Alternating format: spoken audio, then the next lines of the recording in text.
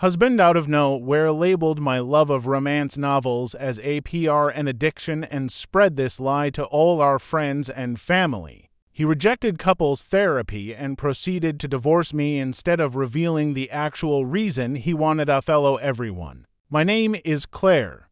I'm 36 years old. And today I'm going to tell you about how my husband suddenly started calling my lifelong love of romance novels a pornography addiction, spread this lie to everyone we knew, refused marriage counseling, and filed for divorce rather than admit the real reason he wanted out of our marriage. This is a story about betrayal, about character assassination, and about discovering that the person you married was willing to destroy your reputation rather than be honest about their own choices. I never imagined that my hobby of reading romance novels would be weaponized against me, but that's exactly what happened. Let me start by giving you some context about my reading habits and my marriage. I've been an avid reader my entire life, and romance novels have been my preferred genre since I was a teenager. I'm talking about mainstream published romance novels, the kind you buy at bookstores or download on Kindle, books by authors like Nora Roberts, Julia Quinn, Emily Henry, and hundreds of others. These are legitimate published works, many of them bestsellers, with compelling storylines, character development, and yes, sometimes romantic or intimate scenes. But they're novels, literature, stories about relationships and love and personal growth. Not pornography by any reasonable definition. My husband Mark knew about my reading habits from the day we met 12 years ago. On our second date, I had a romance novel in my purse, and we talked about our reading preferences. He read thrillers and science fiction. I read romance and historical fiction, and we both enjoyed discussing books and exchanging recommendations throughout our relationship and 10-year marriage. I've always had a romance novel or two on my nightstand, always been open about what I was reading, and always participated in an online book club where I discussed romance novels with other readers. This was never a secret or a source of conflict. Mark would occasionally tease me good-naturedly about my bodice rippers, but it was always in a friendly way. And he seemed to have no issue with my reading preferences. I typically read for about an hour before bed most nights, sometimes more on weekends. I'd estimate I read about 40 to 50 books per year, most of them romance novels. This is a completely normal reading volume for someone who enjoys reading, and it never interfered with my work as a marketing manager, my social life, my responsibilities at home, or my marriage. Reading was my way to unwind and relax, the same way Mark would watch sports or play video games to decompress. Everything changed about 4 months ago, completely out of nowhere. Mark came home from work one evening and found me reading on the couch, which was a completely normal scene. But instead of his usual greeting, he looked at me with this expression of disgust and said, "You're reading that trash again. Don't you think you have a problem?" I was confused, thinking maybe he was joking, so I laughed and asked what he meant. He said, "You're always reading those pornographic books. It's not normal. I think you might have an addiction." I was stunned. In 12 years together, Mark had never expressed any concern about my reading habits. I tried to explain that romance novels weren't pornography, that they were mainstream fiction that happened to include romantic relationships, but Mark wasn't interested in hearing it. He said he'd been doing research online and had learned that romance novels were basically softcore pornography, that women could become addicted to them the same way men could become addicted to visual pornography, and that my reading habits were concerning and unhealthy. I tried to have a rational conversation with him about this, asking where this was suddenly coming from after years of being fine with my reading. Mark said he'd been talking to someone at work who had opened his eyes to how problematic romance novels were, how they created unrealistic expectations in relationships, and how they could be damaging to marriages. He said he hadn't realized how serious the issue was until recently, but now that he knew, he couldn't ignore it anymore. Over the following weeks, Mark's position on my reading became increasingly extreme and bizarre. He started making comments every time he saw me reading. Asking if I was getting my fix or suggesting I needed to cut back on the porn, he began monitoring how much time I spent reading, timing me and commenting if I read for more than 30 minutes at a time. He asked me to delete my Kindle app and cancel my book club membership. When I refused, saying this was a harmless hobby I enjoyed and had no intention of giving up. Mark said this proved I had an addiction, that someone without a problem would be willing to stop. The situation escalated when Mark started telling other people about his concerns. He told his parents that I had a pornography addiction and he was worried about our marriage. His mother called me, very concerned, asking if it was true that I was struggling with inappropriate content. I was mortified and tried to explain that Mark was mischaracterizing my reading habits, that romance novels were not pornography. But I could tell she didn't fully believe me or understand the situation. Then Mark told my parents. He called them and said he was reaching out because he was concerned about me, that I had an addiction I was in denial about, and he hoped they could help convince me to seek treatment. My parents were confused and worried, calling me to ask what was going on. I had to explain that Mark had decided, suddenly and without any basis in reality, that my completely normal reading habits were a pornography addiction, and that he was spreading this characterization to our family members. The most humiliating part was when Mark told our friends. We had a dinner party planned with 3 other couples, friends we'd known for years. And Mark used the opportunity to publicly announce his concerns about my addiction in front of everyone. Over appetizers, Mark said he needed to share something difficult, that he discovered I had a pornography addiction and was refusing to get help, and that he was asking our friends to support him in convincing me to seek treatment. I was absolutely mortified. Our friends were shocked and uncomfortable, not knowing how to respond to such an unexpected and inappropriate announcement. I tried to explain that Mark was calling my romance novel reading an addiction, that these were regular books available at any bookstore. But Mark interrupted to say that denial was a classic sign of addiction and that I was minimizing the severity of the problem. The dinner party ended early with everyone leaving awkwardly, and I was left humiliated and confused about why my husband was doing this to me. Over the next few days, I received messages from various friends asking if I was okay, if I needed help, expressing concern about the addiction Mark had described. I had to explain to each person individually that Mark was characterizing my normal reading habits as pornography addiction, and I could tell some people didn't know what to believe. Mark had framed it in such a way that if I denied having a problem, it looked like I was in denial, and if I admitted to reading romance novels, it seemed to confirm his characterization of them as pornography. I suggested we go to marriage counseling to work through whatever was happening, because it was clear that Mark's sudden obsession with my reading habits was about something deeper. Mark refused, saying that couples counseling was for marriage problems, but this wasn't a marriage problem. It was my individual problem with addiction, and I was the one who needed therapy, not him. I insisted that his behavior was the problem, that his sudden characterization of my reading and his campaign to tell everyone we knew about it was bizarre and hurtful, and that we needed professional help to figure out what was happening. Mark maintained his refusal to attend counseling together. Instead, he printed out articles from dubious websites about romance novel addiction and left them around the house for me to find. He sent me links to addiction recovery programs. He even contacted a therapist and set up an appointment for me without my consent, telling me I needed to go address my problem. When I refused to attend an appointment I hadn't made for a problem I didn't have. Mark said this was further proof I was in denial and unwilling to face my issues. The whole situation was surreal and frightening. The man I'd been married to for 10 years, who had known about and accepted my reading habits for our entire relationship, had suddenly decided that this normal hobby was a serious addiction, and he was willing to humiliate me publicly rather than have a rational conversation about what was really going on. I knew this wasn't actually about my reading, Something else was happening, and Mark was using my romance novels as a scapegoat or excuse for something he didn't want to address directly.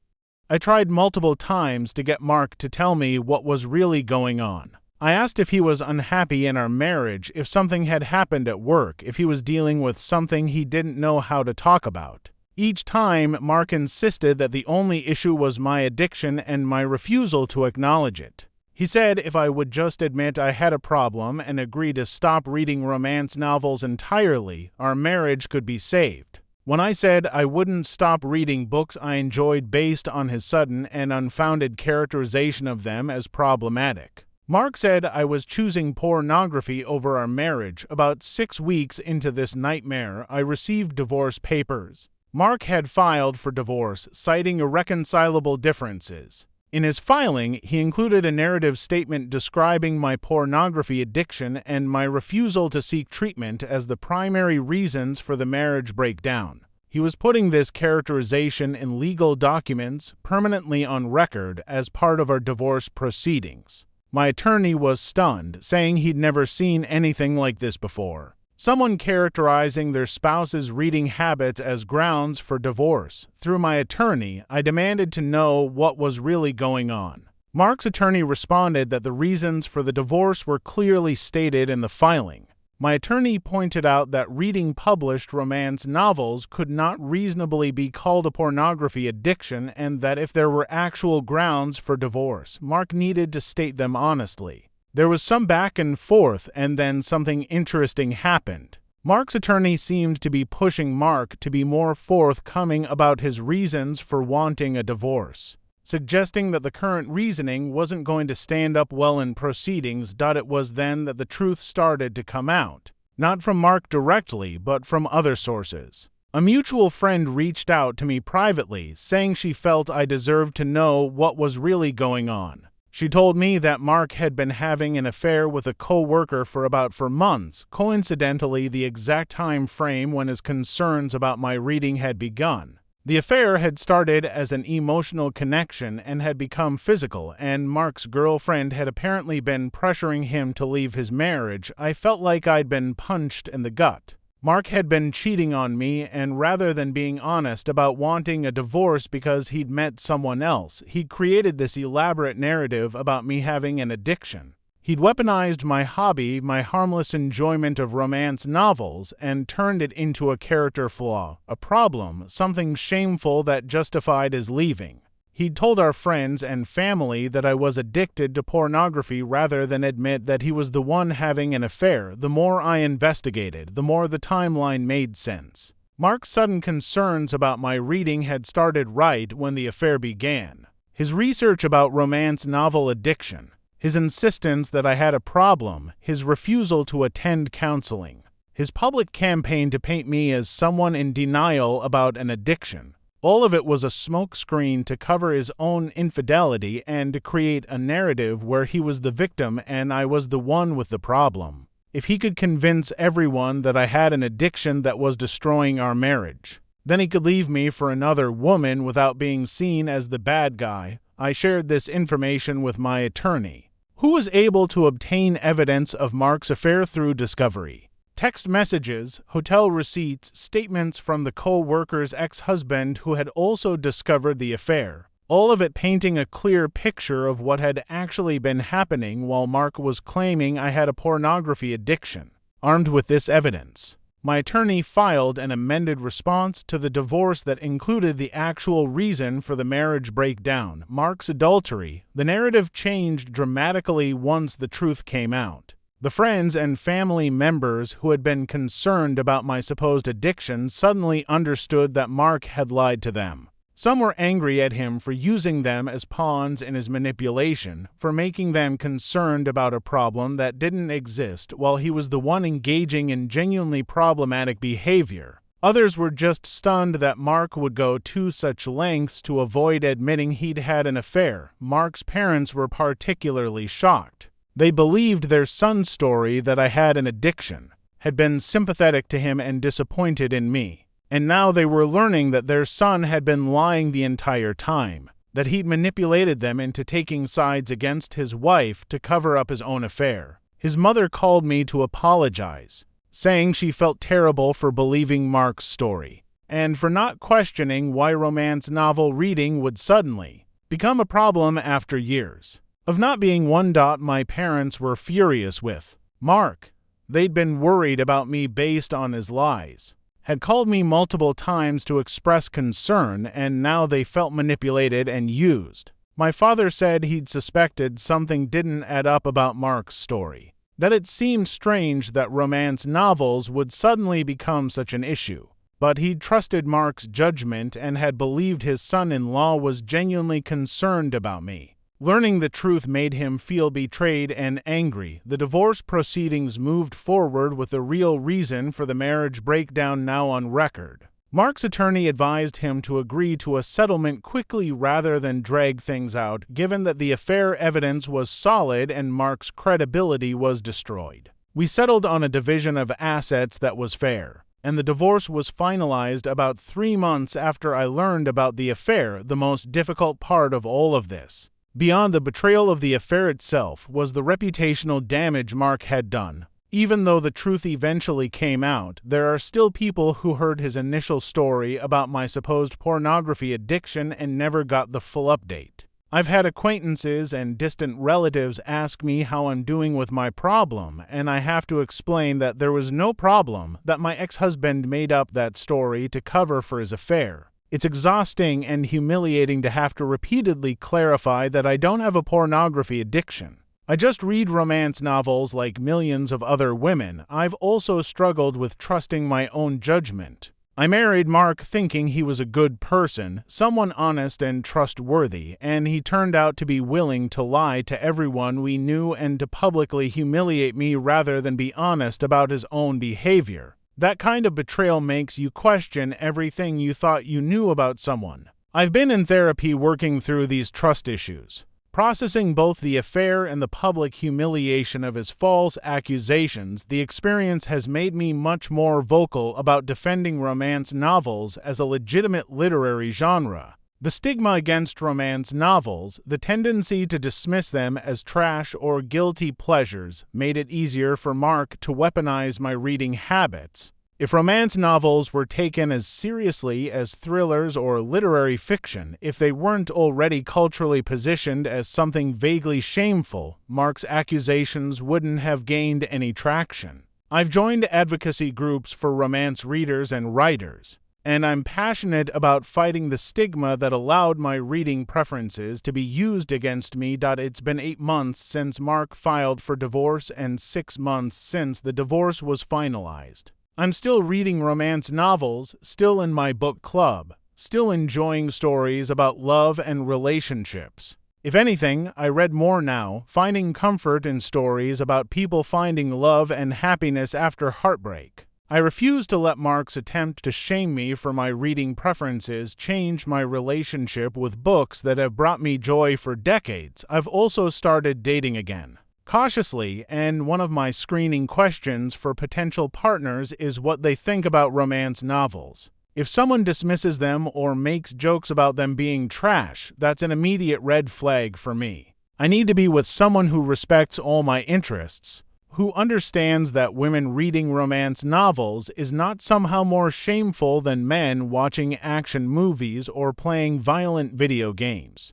and who would never try to weaponize my hobbies against me. Mark, as far as I know, is still with the co-worker he had an affair with. I've heard through mutual friends that the relationship has had problems, that she feels guilty about how it started, and that Mark's reputation has suffered significantly in their social circle. Some of his friends stopped talking to him when they learned the truth about his lying and manipulation. His career has been affected too, since having an affair with a co-worker at his company violated workplace policies, and there were consequences for both him and his girlfriend. Looking back, I can see red flags I missed or dismissed. Mark had always been someone who cared a lot about what other people thought, who shaped his behavior based on external judgment rather than internal values. He was someone who avoided difficult conversations and who would rather create elaborate stories than face uncomfortable truths. These traits, which I'd seen as minor flaws, turned out to be indicative of deeper character issues that manifested in the worst way when he wanted to end our marriage but didn't want to be seen as the bad guy.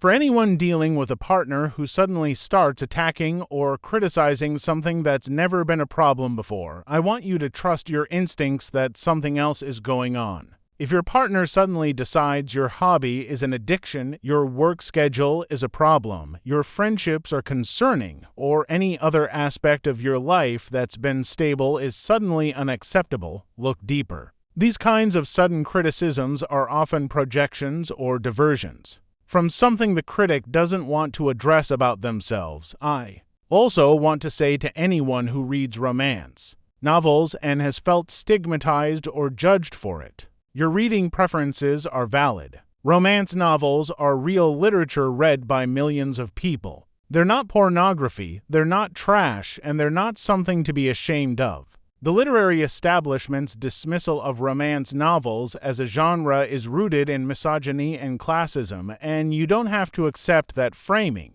Read what you enjoy, and don't let anyone make you feel bad about it. My name is Claire. I'm 36 years old, and this is my story of how my husband called my lifelong love of romance novels a pornography addiction, spread this lie to everyone we knew, and filed for divorce rather than admit he was having an affair. It's been 8 months since this nightmare began and 6 months since my divorce was finalized. I'm healing, rebuilding my reputation, and reading romance novels without shame or apology. Mark's attempt to destroy my character to hide his own failings ultimately revealed his true nature to everyone who matters. And I'm grateful to be free of a marriage to someone capable of such manipulation and cruelty. Thank you for listening to my story.